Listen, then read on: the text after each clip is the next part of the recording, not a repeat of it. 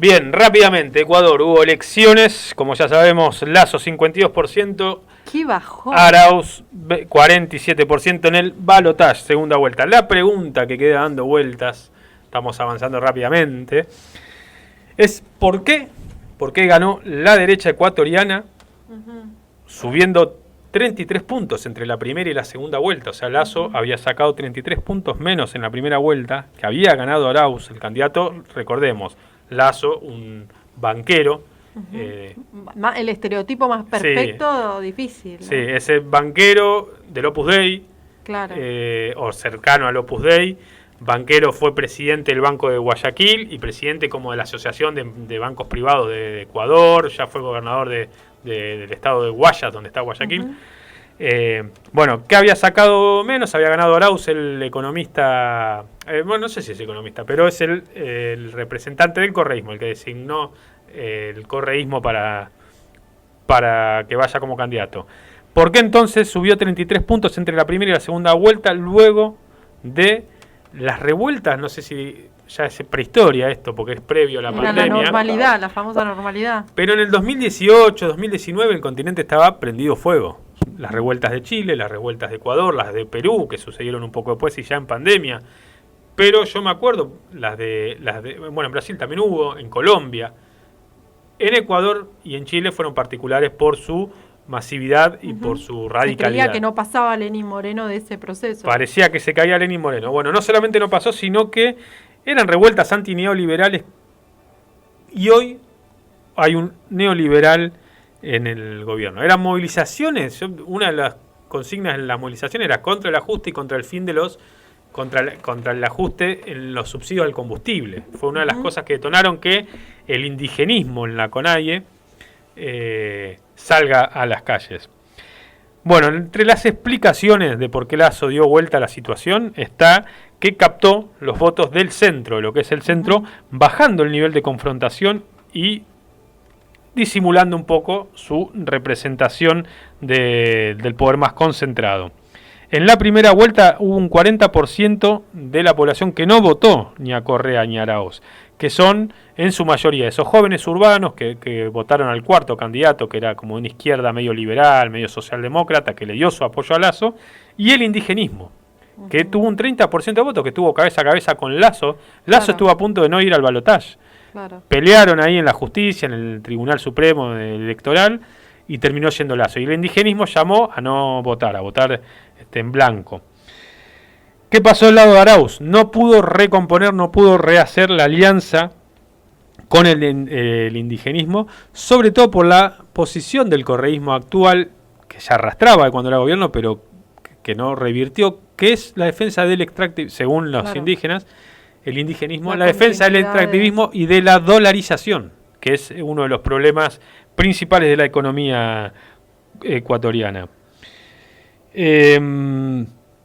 Luego de las revueltas estas del 2019, parecía que marcaron un quiebre en la política ecuatoriana, Arauz siguió hablándole a la población enfocado o como si fuese todavía la vigencia, como si estuviese en el mejor momento de lo que era la revolución ciudadana y no en una situación de la necesidad de un gran frente antineoliberal que incluya al anticorreísmo, que es también antineoliberal en algunos segmentos.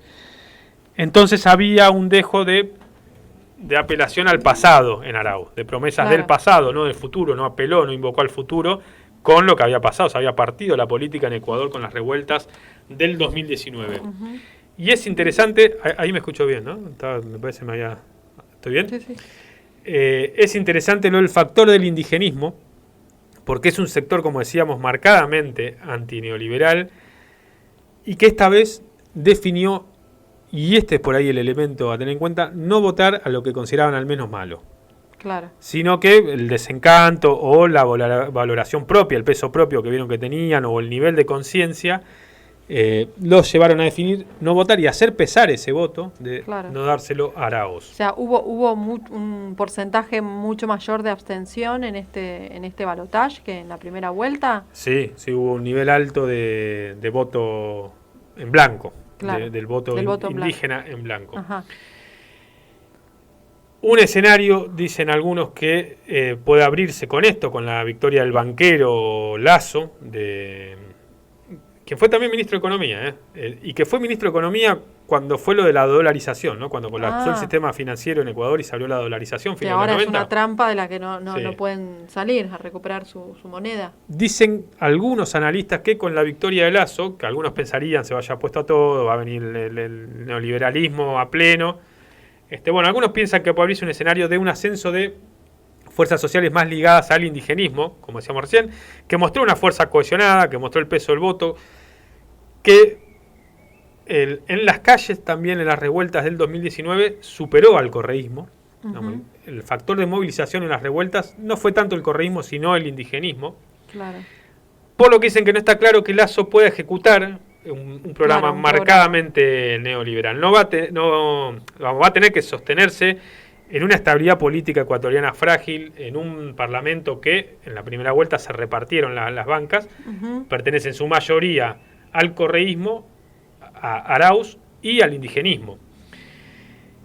Y marcado de fondo por una fuerte crisis económica y política, que es también lo que deja el legado de Lenín Moreno, que tienen que salir a explicar. Arauz tuvo que salir a explicar que no eran... Que no era claro. Lenín Moreno.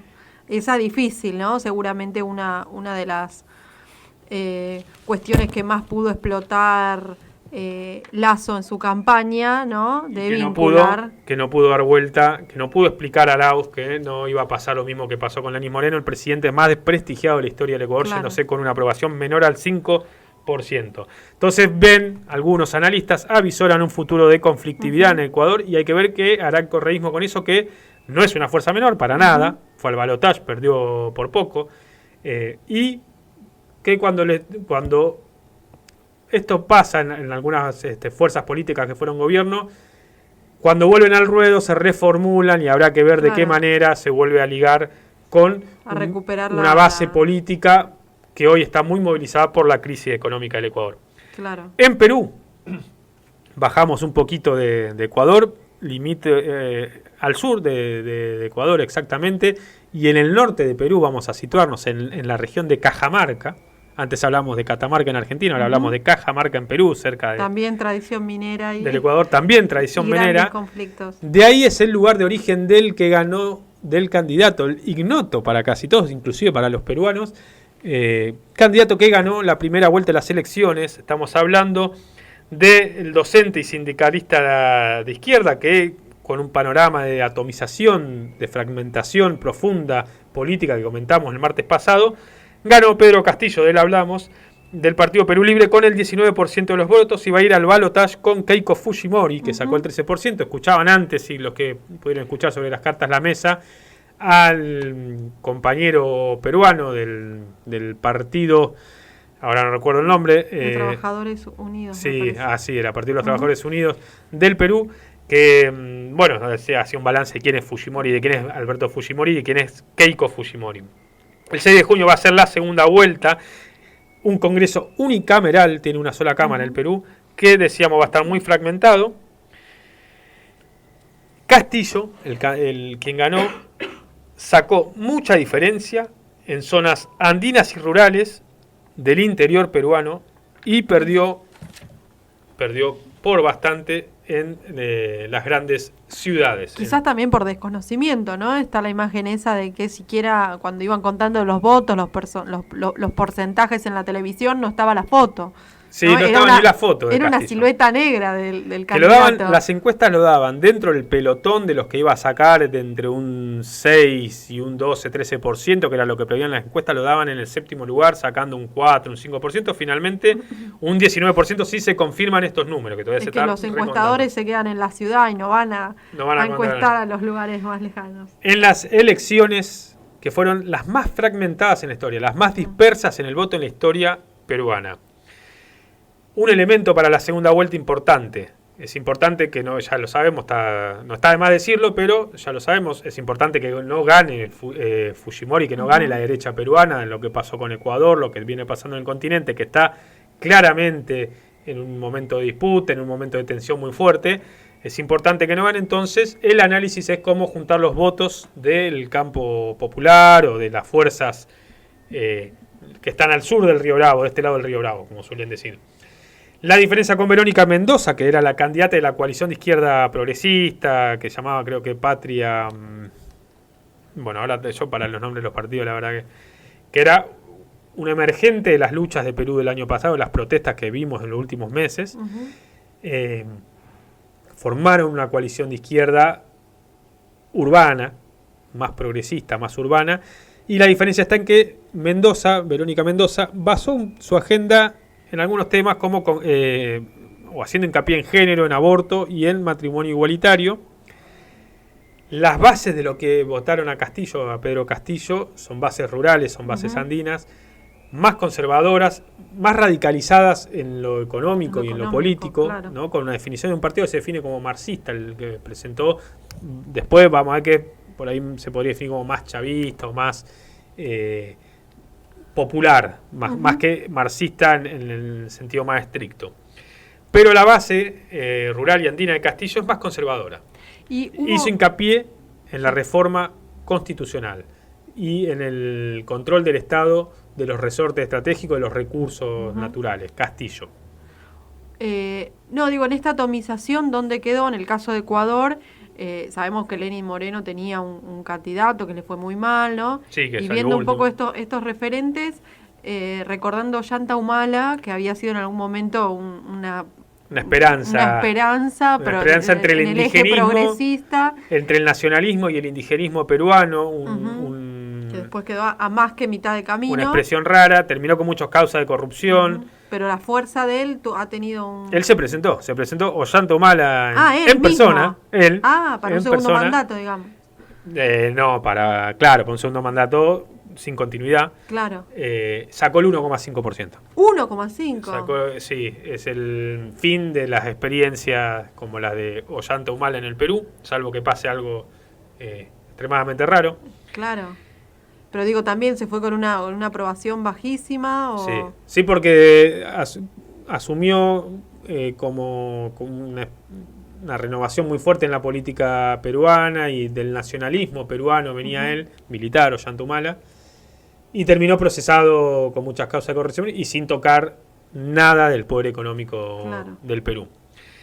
Más abajo, si bajamos un poco más en la geografía, estamos haciendo un repaso muy acelerado, abajo de Perú, está por un lado...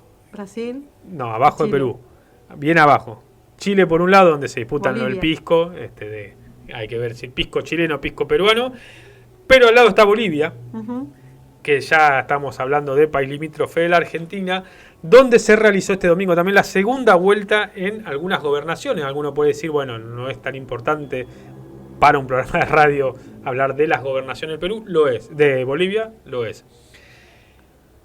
En 4 gobernaciones de Bolivia fueron a la segunda vuelta y el dato es que el MAS perdió en todas.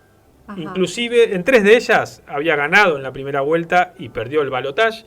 Estamos hablando de La Paz, de Tarija, de Chuquisaca y de Pando. Y en algunas de ellas perdió con antiguos aliados del MAS, algo que ya había pasado con el municipio del Alto, que es el segundo más poblado de Bolivia y está pegado a La Paz, donde ganó una senadora del MAS que fue expulsada del partido por presentarse a elecciones sin tener la aprobación de Evo Morales. En La Paz... En La Paz ganó Quispe, Santos Quispe, que es el hijo del Malcu, de Felipe Quispe, que es un militante, para quienes conocen un poco la historia de Bolivia, es un emblema, una figura revolucionaria dentro de Bolivia, un militante guerrillero en Bolivia y que después fundó algunos movimientos indígenas que no se integraron nunca al MAS, como es el caso de Jalialia, el partido o el espacio que ganó las elecciones en La Paz. En Tarija ganó un partido de derecha, Oscar Montes, que es Unidos por Tarija, que también es un ex MAS que quiso ser candidato en ese lugar en el 2011. En Chuquisaca ganó también Condorí. Perdón, no, Montes no fue del MAS, también Condorí, era de Chuquisaca, quien es un indígena campesino quechua, no aymara, que quiso ser candidato en Chuquisaca en el 2011. Y en Pando ganó, sí, un ex MAS, un ex aliado del MAS, que fundaron un movimiento que se llama Movimiento Tercer Sistema. La verdad que no sé si responde, me imagino que será capitalismo, comunismo y un tercer sistema superador de ambos. Decíamos en La Paz, en Pando y en Tarija había ganado el MAS en la primera vuelta. En marzo, el MAS había ganado Cochabamba, Oruro y Potosí, que son las gobernaciones que están en manos del MAS, que siguen en manos del MAS, y que forman parte de la región andina, que limita con la Argentina, es el caso de Potosí, y con Chile, que es el caso de Oruro, y bueno, Cochabamba como una zona de transición hacia el valle, al trópico. Por ahí, para aquellos que conozcan un poco la geografía boliviana, es más fácil comprenderlo.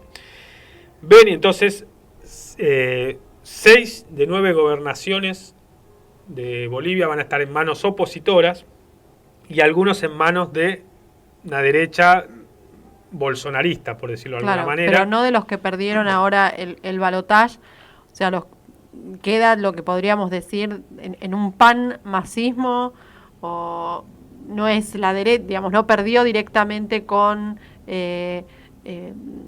candidatos de fuerzas de Camacho. Con Camacho perdió, Camacho ganó las elecciones de Santa Cruz. Claro. Y del departamento. Pero La Paz no, digo, lo que sigue siendo la región fuerte del MAS.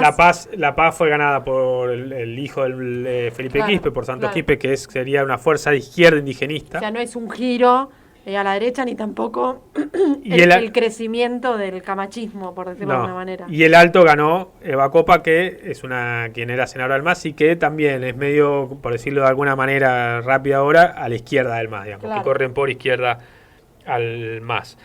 Lo cierto, bueno, que perdió La Paz y el Alto, que eran los dos bastiones, las dos ciudades más pobladas de Bolivia y dos bastiones del MAS. Cabe preguntarse también, en el MAS hay una fuerte crítica interna. Salieron jefes de la Cámara de Diputados, de la Cámara de Senadores, a decir que mucha tensión interna en el MAS, que había que ver qué hacían ahora, que se plantean volver más o menos parecido a lo de Arauz en Ecuador, a lo del correísmo en Ecuador, volver con asambleas a las comunidades de base.